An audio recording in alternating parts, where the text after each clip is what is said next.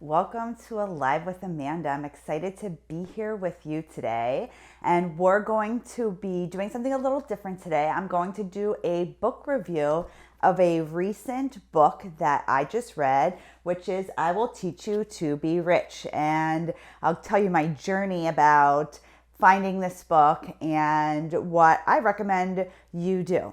So I came across Ramit, the author, a couple of months ago. I joined his mailing list, and I basically did what I do with every mailing list is I join it and I literally do nothing with it. I get all of the emails, I scan them, and then I put them in a folder and I forget about them. Then I started getting emails that there was going to be a Netflix special, and I love Netflix. I love to watch things on Netflix. So when it started to pop up, I'm like, yes. And just so you know, I am a, long time personal finance, reader and taking in information. So I used to love Susie Orman. I watched that religiously. It came on every Saturday. I recorded it. I watched all of her episodes, and just like a little sneak peek, one of my favorite things about this book is he references her and gives some of the same advice that she gives. And I'm like, yes, I can believe him because he is following her, who has been like my icon forever. So going back, I watched the Netflix special and I was like, this is great. It's like a mix of like couples counseling and financial counseling all in one. And I loved his style. So he talked about his book and I was like, I'm definitely going to get his book now. So that's how this book came to me from Amazon to my front door. And I read it in about a week. It's a 6-week program. So if you get it and you're like, how'd you read it in a week? I read it in a week and put into place some things. We already had some things in place. So basically, I think it's a fantastic book for therapists.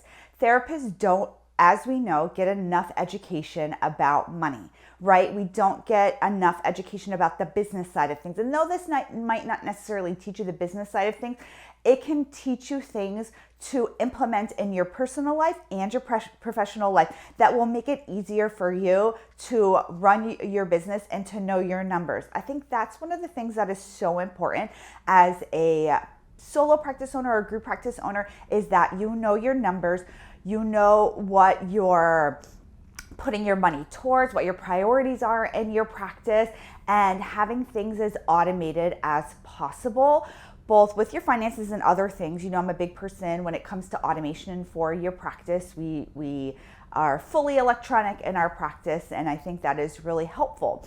And so if you are looking to shore up your personal finances because either you're making a lot of money in your solo practice or your group practice, or you're not making enough money and you need to make more, or you just need to put some effort to your personal finances, I do recommend this book. The biggest takeaway for me is to really take a look at all of my finances, right? Like I said, I've been reading personal finance for a long time, okay? I consider myself to be not an expert by any means, but maybe to know a little more than the next person. I think it's what's made me be successful in running a solo practice and then running a large group practice because I know my numbers, I know where the money's going, I know, what our priorities are in the business. But sometimes everything just kind of like goes in one big pot. Even with our personal money, it goes in one big pot and it's like, okay, here's the bills, we overspend on this, Amazon, Uber Eats. I look at my Uber Eats bill sometimes and I'm like, okay, well, that might be more than I had intentionally planned to spend, right? And it just kind of goes in one pot and I don't really always take a look at some of the minutia. And not that this book does not recommend that, but it recommends making what's called designing your rich life and making a conscious spending plan. And when I thought about my business and I've thought about my personal life, I'm like, yes, this makes sense, right? It's not a budget. It's not like only $10 on this. And if you spend $11, you are a bad person. It's not that. It's not like cut every expense. some people can cut expenses, some people can't cut expenses, some people can make more money, some people can't make more money. It's kind of the beauty of being in private practice is that you can, in some ways, make more money. You can see more clients, you can charge more for your services, you can start a group practice, you can do consulting.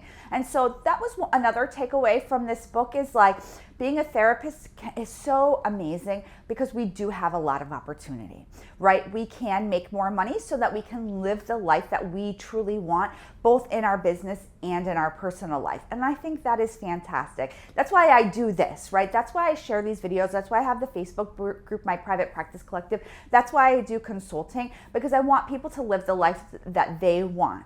We went to grad school, we took out loans, we spent 2 years getting licensed, we paid for supervision, we paid for trainings. Like, we put so much into what we do that we're not supposed to should, but we're gonna should. We should be able to live our rich life, right? And that's really what I took away from this book. And I thought that was so great, so fantastic. And I was thinking about how I can maybe implement some of this into the coaching that I do, especially around finances. I'm going to tell you another takeaway that I got from this book, but first I want to thank our sponsor, TherapyNotes. If you are looking for an electronic health record that can really help you run your practice in a way that is so smooth, that is so successful, I want you to check out TherapyNotes. They have a free telehealth option. You can run your credit card processing through there. They have a client portal. They're starting to put more outcome measures. So if anybody has heard me talk about values-based care before, that is coming. They're ahead of the game on that. So I highly recommend you take a look at TherapyNotes. So going back to what I learned from this book is I learned to really take a look and a big picture what is going on with money. What are we spending money on? Business and personal. Where are we saving? Where could we save money? Where are we maybe overspending in things that don't really matter? I'm not personally a big fan of spending a lot of money on expensive furniture for a practice. So when we open up a practice, we don't get the cheapest furniture, but we certainly don't get the most expensive furniture because that's not a part of the priorities for my practice. So we spend a lot of money on people. That is a priority of my group practice. Most of the money goes to people. Me, my husband, our admin staff, our leadership team, and the therapist. We pay top dollar in our therapy practice because people are what matter. I don't care about couches. I don't really care about couches, right? I care about the people and I want the money to go to the people.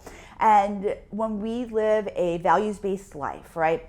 When we figure out what is important to us and spend accordingly, then I think that is really what brings people happiness, joy, and what this book calls a rich life. So I highly recommend it. I'll put a link below so you can purchase this book or just want to find out some more information. So thank you to Ramit for this amazing book. I'll see you soon, everybody. Bye.